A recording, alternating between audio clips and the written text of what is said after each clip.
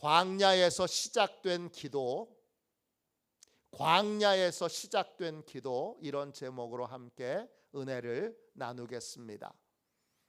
우리는 지금 주님이 임재하시도록 기다리는 대림절을 보내고 있습니다. 주님은 언제 우리 인생을 찾아오실까요? 언제 우리 인생을 찾아오셔서 우리 힘으로 해결할 수 없는 영적인 문제, 육적인 문제, 또 인생의 여러 곤고함들을 해결해 주실까요? 오늘 말씀 3절을 보세요. 광야에 외치는 자의 소리가 있어 이르되 너희는 주의 길을 준비하라. 그의 오실 길을 곧게 하라. 기록된 것과 같이 그랬습니다. 이사야 예언자의 말씀에 따르면 주님은 언제 오시느냐?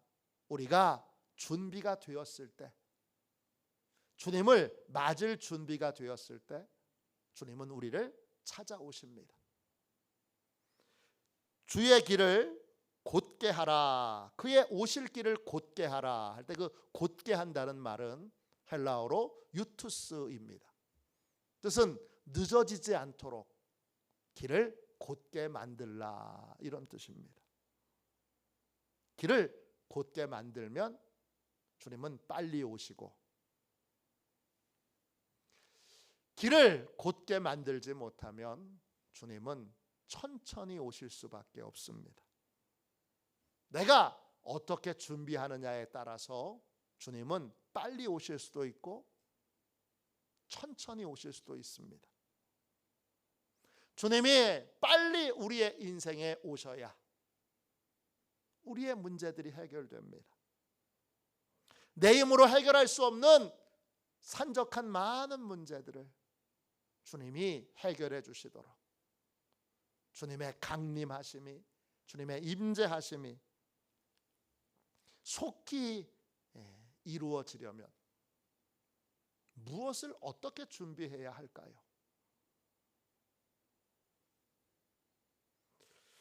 정말 부끄럽게도 주님의 길을 준비하는 일에도 하나님의 도움이 필요합니다. 우리의 힘으로는 주님의 길을 준비할 수 없습니다. 그래서 주님의 길을 준비하도록 하나님이 도와주시도록 부르짖어 기도해야 합니다. 주님의 길이 곧게 이루어지도록 하나님께 부르짖어 기도해야 되는데, 구체적으로 무엇을 어떻게 기도해야 할까요? 주님의 길을 준비하려면, 주님이 빨리 오시도록 주님의 길을 곧게 하려면 하나님께 무엇을 도와달라고 구해야 될까요? 하나님께 3가지의 기적이 일어나게 해달라고 기도해야 합니다. 첫 번째, 어떤 기적이 있어야 되느냐? 우리의 절망적인 상황을 깨닫게 해달라고 기도해야 합니다. 1장 3절을 다시 한번 읽겠습니다. 광야에 외치는 자의 소리가 있어 이르되 너희는 주의 길을 준비하라. 그의 오실 길을 곧게 하라. 기록된 것과 같이. 지금 우리는 광야에 있습니다. 광야는 헬라어로 에레모스입니다. 뜻은 버려져서 사람이 살지 않는 땅입니다. 황폐한 사막과 같은 곳을 의미합니다. 한마디로 소망이 없는 곳이죠. 우리는 광야에 살고 있고 우리 자신이 광야입니다. 이걸 알아야 합니다. 우리는 어떤 존재냐? 우리는 이미 하나님의 심판을 받은 상태에 있습니다. 우리는 이미 하나님의 심판을 받고 지옥행이 확정된 사람들입니다. 요한복음 3장 18절입니다. 그를 믿는 자는 심판을 받지 아니하는 것이요 믿지 아니하는 자는 하나님의 독생자의 이름을 믿지 아니함으로 벌써 심판을 받은 것이니라. 우리는 이미 심판을 받은 자들입니다. 심판을 받은 우리가 아무 일도 하고 있지 않다면 우리는 그냥 지옥에 갈 수밖에 없습니다. 지옥은 정말 있을까요? 있습니다. 어떻게 그걸 확신하십니까? 물으신다면 성경에서 천국과 지옥을 가장 많이 증언하신 분은 예수님이십니다. 예수님은 가장 진실한 분이시고 거짓말을 못하시는 죄가 없으신 분이십니다. 그렇기에 저는 죽어보지 않았지만 예수님을 믿기에 천국과 지옥이 있다는 걸 분명히 믿습니다. 지옥은 원래 마귀와 마귀의 사자들을 위해 만들어진 곳입니다.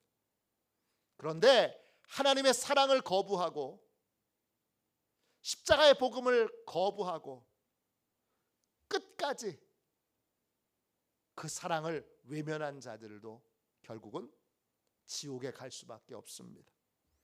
지옥은 어떤 곳입니까? 지옥은 육체와 영혼이 함께 고통을 받는 곳입니다. 마태복음 10장 28절입니다. 몸은 죽여도 영혼은 능히 죽이지 못하는 자들을 두려워하지 말고 오직 몸과 영혼을 능히 지옥에 멸하실 수 있는 이를 두려워하라. 지옥은 영만 가는 곳이 아닙니다. 진짜 지옥은 육체와 영혼이 함께 가는 곳입니다. 부활한 영혼들이, 죄의 문제를 해결하지 못한 영혼들은 부활하여 육체를 가지고, 영원히 죽지 않는 육체를 가지고 심판을 받으러 지옥에 가게 되어 있습니다. 그 지옥은 육체와 영혼이 함께 고통을 받는 곳이고 그 고통은 불의 고통입니다. 마태복음 25장 41절에 저주를 받은 자들아 나를 떠나 마귀와 그 사자들을 위하여 예비된 영원한 불에 들어가라 그랬습니다. 지옥은 불구덩이입니다. 인간의 고통 중에 최고의 고통은 불에 타는 고통입니다. 지옥에서는 매일 불에 타는 고통을 느끼며 그 고통 가운데 비명을 지르지만 끔찍하게도 죽지 않습니다. 영원히 죽지 않고 불의 고통만 당하는 곳이 바로 지옥입니다. 마가복음 9장 48절입니다. 거기에서는 구더기도 죽지 않고 불도 꺼지지 아니하느니라. 지옥은 부활한 몸으로 가기 때문에 고통은 고스란히 느끼면서도 죽지 않습니다. 그렇기 때문에 소름 끼치게 무서운 곳입니다. 우리는 이미 지옥행 선고를 받은 사람들입니다. 우리가 구원을 위해 정말 아무것도 하고 있지 않다면 우리는 지옥에 갈 수밖에 없습니다. 이 사실을 하나님께서 명백하게 깨닫게 해주시도록 눈을 열어서 나의 이 광야와 같은 상황을, 이 버려진 상황을 하나님이 깨우쳐 주시도록 우리는 기도해야 합니다. 자신의 구원을 위해 아무런 일도 하지 않는 모든 영혼들은 지옥에 갈 수밖에 없습니다. 또 구원자이신 예수님이 아니라 내 힘으로 죄의 문제를 해결해 보려고 하면, 내 힘으로 이 절망적인 미래의 상황을 바꿔보려고 하는 모든 자들의 이 수고도 다 헛된 것입니다. 우리는 광야에서 외쳐야 합니다.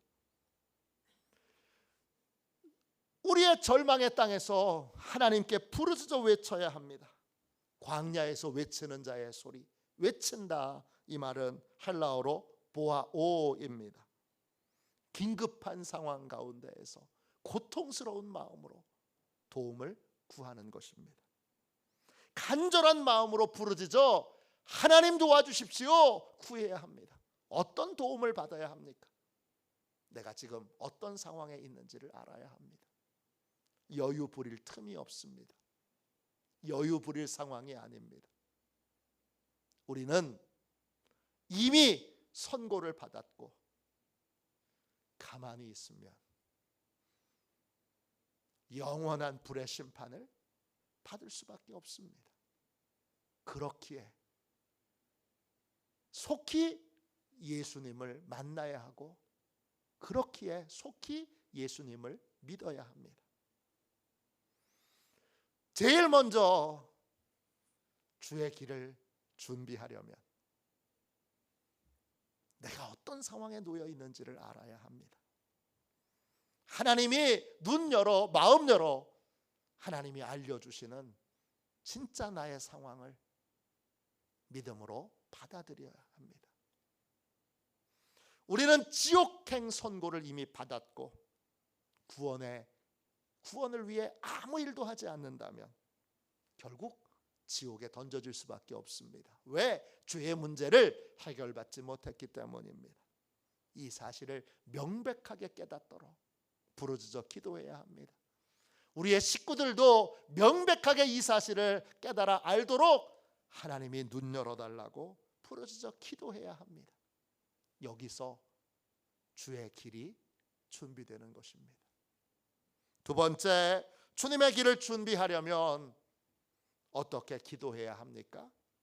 예수님을 구원자로 믿게 해달라고 기도해야 합니다. 마가복음 1장 1절을 보세요.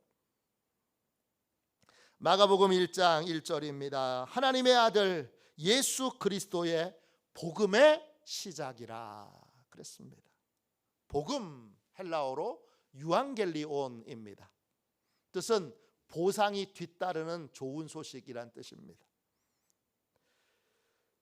복음은 보상이 뒤따르는 좋은 소식을 우리에게 줍니다.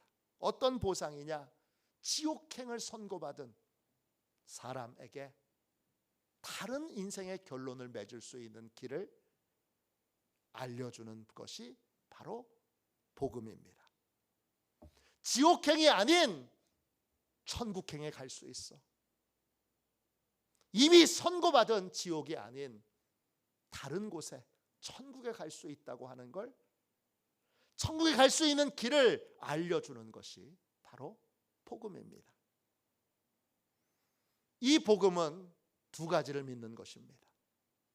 첫째, 예수님이 하나님이 보내신 구원자라는 것을 알고 믿는 것입니다. 예수 그리스도의 복음입니다. 예수 그리스도의 복음, 그 그리스도는 메시아 구원자라는 뜻입니다. 예수님이 하나님이 보내주신 구원자라는 걸 믿는 것이 복음을 믿는 것입니다. 또 하나, 그 예수 그리스도는 하나님의 아들이십니다. 하나님의 아들이심을, 예수님이 하나님의 아들이심을 믿는 것이 바로 복음을 믿는 것입니다. 즉 예수님이 하나님이신 것을 믿는 것입니다. 복음은 언제 시작됩니까? 복음의 시작이라. 그래서 그 시작이라는 말은 아르케, 그래서 근원, 뿌리라는 뜻입니다. 내 인생의 복음은 언제 시작됩니까? 내 인생의 복음은 예수 그리스도가 나의 구원자라는 사실을 알고 믿게 될 때 시작됩니다.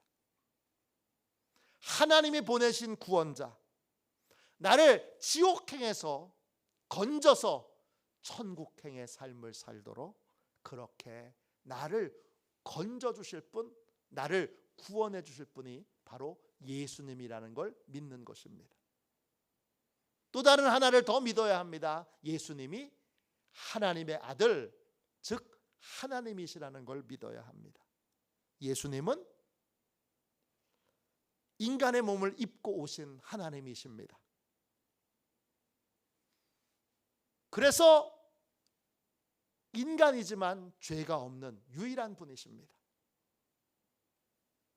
다른 모든 인간들은 다 죄가 있기에 다른 사람의 죄를 담당할 수 없습니다. 다른 사람의 죄를 대신해서 죽을 수 없습니다. 인간이 되신 하나님 예수님만이 죄가 없는 유일한 분이시기에 우리의 죄의 문제를 해결해 주실 수 있습니다. 예수님은 죄 없는 분으로 내 죄를 대신해서 십자가에 못 박혀서 죽으심으로 그 결과 나는 계산 끝난 인생이 됩니다. 내가 치러야 될 죄값이 없어요. 주님이 십자가에서 다 이루셨다, 다 갚았다 말씀하세요. 예수님이 십자가에서 이루어 놓으신 것이 내 죄에 대한 죄값을 치르신 것이라는 사실을 분명히 믿는 사람은 계산 끝난 인생입니다. 천국행을 이제 허락받은 자들입니다. 우리는 이 두 가지의 사실을 믿을 때 미래의 운명이 달라지고 새로운 인생을 살 수 있게 됩니다. 이 믿음을 하나님이 주십니다. 예수님이 구원자이심을 믿는 믿음, 예수님이 죄의 문제를 해결하실 수 있는 유일한 분이시라는 걸 믿는 믿음, 예수님이 죄의 문제를 해결하셨다는 걸 믿는 믿음을 하나님이 주셔야 합니다. 그럴 때 우리는 계산 끝난 인생, 죄의 문제가 다 해결된 인생을 살아갈 수 있습니다. 존 웨슬리와 함께 감리교 복음운동을, 부흥운동을 이끌었던 조지 휘필드라는 분이 있습니다. 이분은 여관집 아들로 태어났습니다. 청소년 시절에 청소년들이 저지를 수 있는 모든 범죄를 다 저지른 사람입니다. 18세에 한 전도자의 전도를 받고 예수님을 자신의 구주로 영접합니다. 그리고 열심히 그때부터 공부하게 돼서 어려운 옥스퍼드 대학교에 들어가게 됩니다. 대학에서 존 웨슬리를 만나서 그에게 지도를 받아 새벽마다 성경을 읽고 기도하고 구제와 봉사에 힘쓰는 홀리클럽 신성회라는 모임의 멤버가 됩니다. 그러던 어느 날 스코틀랜드 목사인 헨리 스쿠걸이라고 하는 목사님이 쓰신 책, 인간의 영혼 안에 있는 하나님의 생명이라고 하는 책을 읽고 구원의 진리를 깨닫게 됩니다. 죄인의 구원은 인간의 행위로 되는 것이 아니라 오직 예수 그리스도의 대속의 은혜, 예수님이 죄값을 대신 치르신 대속의 은혜로 된다는 진리를 깨닫고 감사와 감격을 하며 구원의 확신을 얻게 됩니다. 그리고 많은 사람들에게 구원의 진리를 전하는 탁월한 설교자로 하나님께 쓰임받게 됩니다. 하나님의 은혜로 구원의 진리를 깨닫게 된 사람은, 내 미래의 운명이 달라졌다는 걸 알게 된 사람은 어떤 핍박이 있어도, 어떤 고통이 있어도 예수님을 믿는 믿음에서 떠나지 않습니다. 왜냐? 천국행을 절대 어렵게 얻게 된 천국행을 결코 포기할 수 없기 때문입니다. 콜롬비아는 남미에서 가장 오랫동안 게릴라 활동이 이어져 오고 있는 나라입니다. 50년 이상 게릴라들이 그 나라 전체에서 활동을 하고 있습니다. 이 콜롬비아에서 활동하는 게릴라들은 대부분 다 사단 숭배자들입니다. 이들은 정기적으로 사단에게 사람을 바치는 인신 제사를 지냅니다. 이들이 제일 싫어하는 사람은 그리스도인입니다. 그래서 그리스도인은 이 게릴라들에게 가장 대표적인 공격의 대상입니다. 그래서 콜롬비아에서는 예수 믿는다는 걸 공개적으로 떠들고 다니거나 말하는 것을 사람들이 매우 꺼려합니다. 그런데 신실하게 예수 믿는 사람들은 그걸 굴하지 않고 자신이 예수 믿는다는 걸 고백하고 인정합니다. 그러면 어떻게 되느냐? 마을에서 쫓겨납니다. 예수 그리스도를 믿는 그리스도인이 있다는 소식이, 이 마을에 그리스도인이 산다는 소식이 들려지면 게릴라들이 공격하기 때문에, 그 마을에 위험에 빠뜨리기 때문에 이 마을에서 쫓겨납니다. 재산도 전부 다 뺏기게 됩니다. 그런데 예수 그리스도를 믿는 사람들은 믿음을 포기할 생각을 조금도 하지 않습니다. 이들은 주저없이 마을에서 쫓겨나고 재산을 다 몰수당해도 믿음의 길을 걸어갑니다. 왜? 예수님을 믿을 때만 구원을 받을 수 있기 때문입니다. 이 땅에서의 고난은 잠깐이고 그 후에는 놀라운 천국의 복이 기다리고 있기 때문에 그들은 어렵게 얻은, 십자가의 은혜로 얻은 천국행을 결코 포기하지 않습니다. 우리는 구원자이신 예수님을 믿을 때에만 천국에 갈 수 있습니다. 예수님이 하나님이심을 믿을 때만 우리는 천국에 갈 수 있습니다. 예수님을 믿는 것이 천국 가는 유일한 여러분 길입니다. 어떤 상황에서도 예수님이 나의 구원자, 나의 하나님이신 것을 온전히 붙들고 믿음으로 승리하는 인생이 될 때 바로 주님이 오시는 길이 여러분 곧게 만들어지게 되는 것입니다. 그런 인생을 사는 저와 여러분이 되시기를 주님의 이름으로 축원합니다. 세 번째, 주님의 길을 준비하려면 어떻게 해야 합니까? 삶의 기준이 달라지도록 기도해야 합니다. 오늘 말씀 4절 5절을 보세요. 4절입니다. 세례 요한이 광야에 이르러 죄 사함을 받게 하는 회개의 세례를 전파하니 온 유대 지방과 예루살렘 사람이 다 나아가 자기 죄를 자복하고 요단강에서 그에게 세례를 받더라. 세례 요한은 누굽니까? 광야에서 외치는 소리입니다. 주님의 길을 준비하라고 광야에서 외쳤습니다. 그 광야에서 아무도 듣지 않는 상황에서 외치기 시작하자 많은 사람들이 세례 요한을 찾아오게 됩니다. 많은 사람들이 찾아와서 세례 요한에게 세례를 받습니다. 그가 베푼 세례는 회개의 세례였습니다. 회개라는 말은 헬라말로 메타노이아입니다. 뜻은 속사람이 달라지고 변화되는 것입니다. 마음이 달라지는 것입니다. 어떻게 마음이 달라지는 것이냐? 주님 앞에 내가 고집했던 생각과 판단과 계획을 내려놓고 주님의 말씀에 순종하는 삶을 살게 되는 것입니다. 이게 회개입니다. 다른 말로 주님과 같은 마음, 같은 생각으로 인생을 사는 것입니다. 한마디로 삶의 기준이 달라지는 것입니다. 내 기준을 내려놓고 주님의 기준을 맞춰 주님의 기준을 따라 삶을 사는 것이 회개입니다. 세례 요한의 외침을 듣고 수많은 사람들이 세례 요한에게 와서 자기 죄를 자복합니다.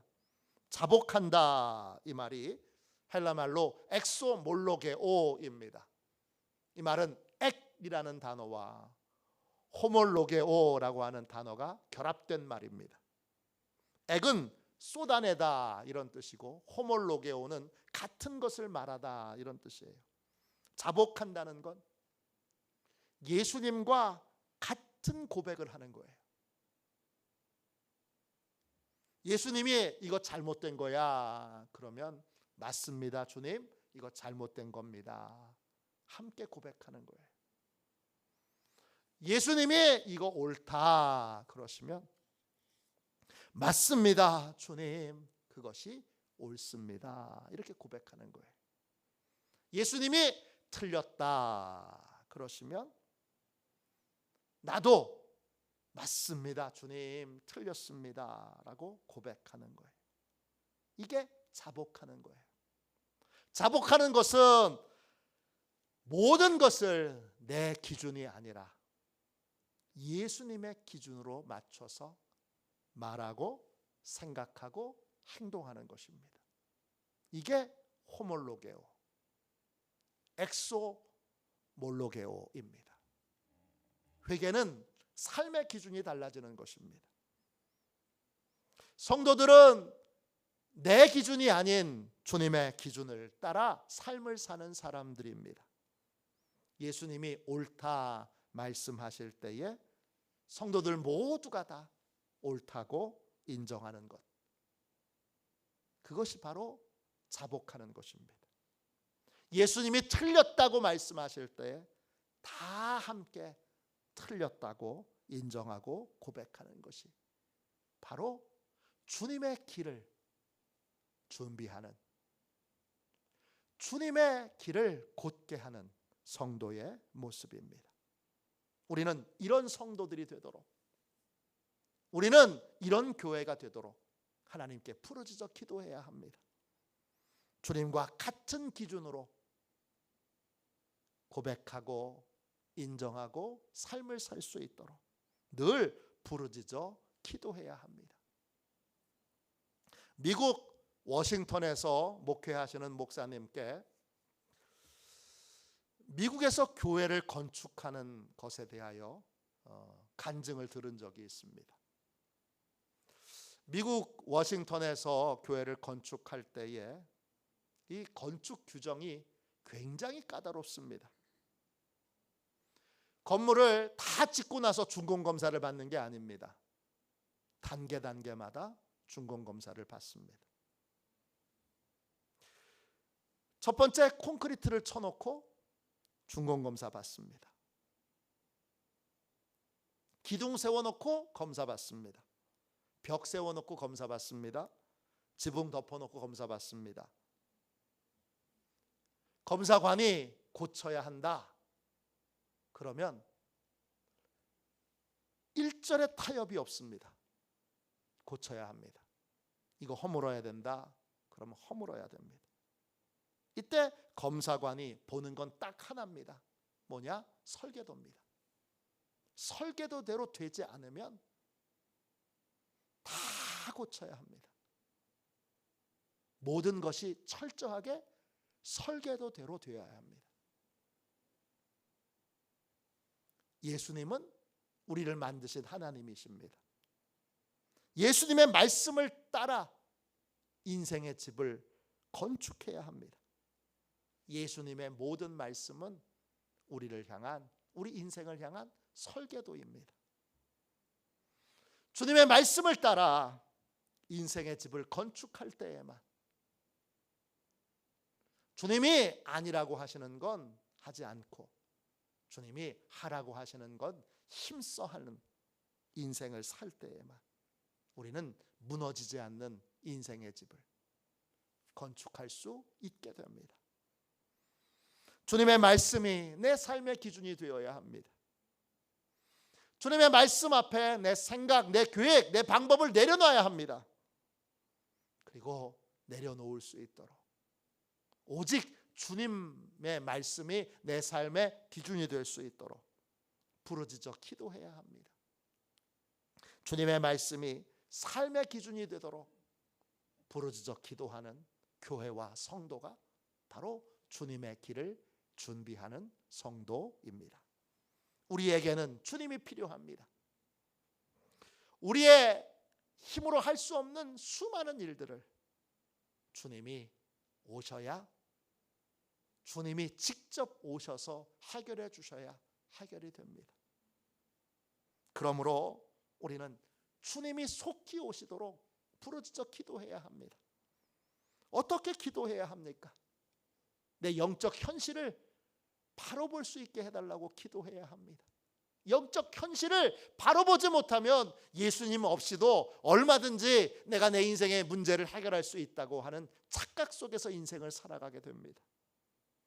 예수님이 어떤 분이신지를 전혀 모른 채, 내 절망적인 상황도 전혀 모른 채 착각 속에서 인생을 살지 않으려면, 주여 제가 지금 어떤 상황에 놓여 있는지, 얼마나 절망적인 상황에 놓여 있는지를 보게 해달라고 기도해야 합니다.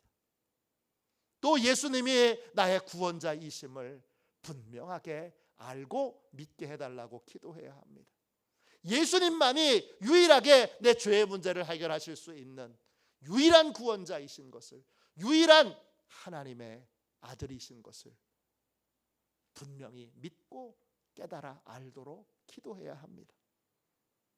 무엇보다 여러분, 주님의 말씀 앞에 내 생각, 내 판단, 내 계획을 고집하지 않도록, 구원자를 만났다면 구원자의 말씀을 듣고 구원자의 말씀을 따라야지요. 주님의 말씀 앞에 내 생각, 내 판단, 내 계획을 온전히 내려놓을 수 있도록 기도해야 합니다. 이거 내 힘으로 내려놓을 수 없습니다. 내 기준이 아닌 예수님의 기준으로 삶을 살도록 부르짖어 기도해야 합니다. 이렇게 기도할 때, 이 세 가지의 기도를 반복해서 매일매일 할 때 우리는 비로소 속히 우리를 찾아와 도와주시는 예수님의 은혜를 체험하게 됩니다. 주님이 속히 오실 수 있도록 날마다 이 세 가지의 기도를 쉬지 않고 하는 저와 여러분이 다 되시기를 주님의 이름으로 축원합니다. 축원합니다. 우리 88장 1절만 우리 두 번 찬양하고, 찬송가 88장 1절만 우리 두 번 찬양하고 하나님 앞에, 주님 영적인 눈을 열어주셔서 나의 절망적인 상황을 보게 해주세요. 예수님 없이는 내 절망적인 미래를 바꿀 수 없고, 예수님 없이는 지금 내 이 절망적인 상황이 해결